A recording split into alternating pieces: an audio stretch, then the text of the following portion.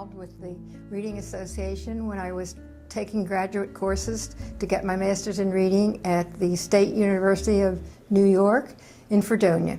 And I met a lot of people there. My professors were all interested in the Reading Association. We had one in Chautauqua County, and so they got me into that. And we had local conferences. We had a lot of big names there.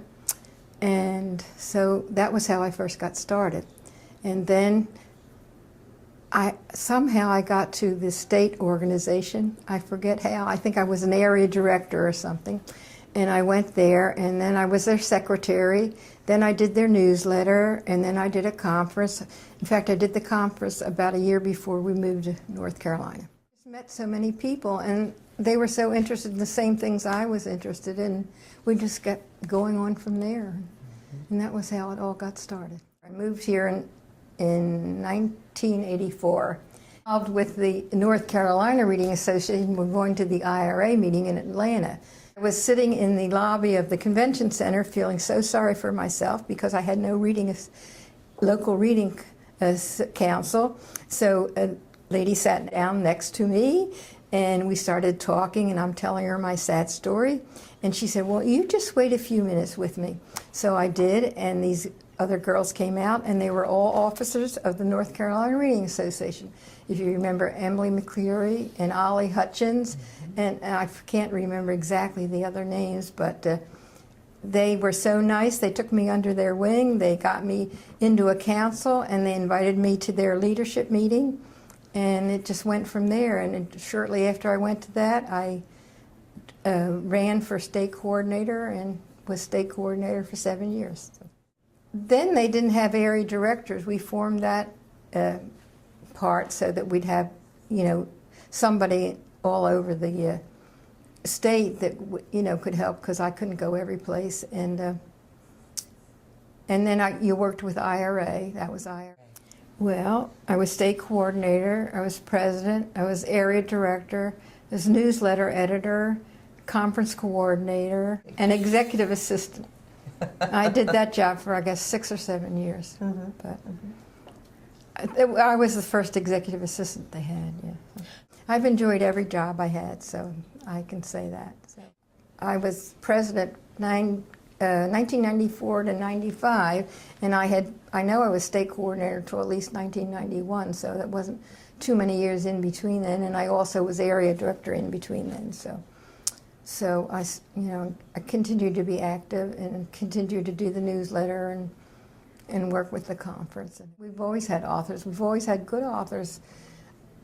In fact, when I look at other councils, they have great conferences too, but it seems like we're really lucky and had all these great authors at our conference that we could call upon, and our Southeast conference, that was really a big thing. And when I wasn't president then, but I had been president, so that was really a big thing. Well, I was the program chairman, and we had a great time with that conference. We had Robert Munch and Jim Trelease. We really had some good people there. That was such a successful conference, and at the beginning of the year, I think we had like $13,000 in our treasury.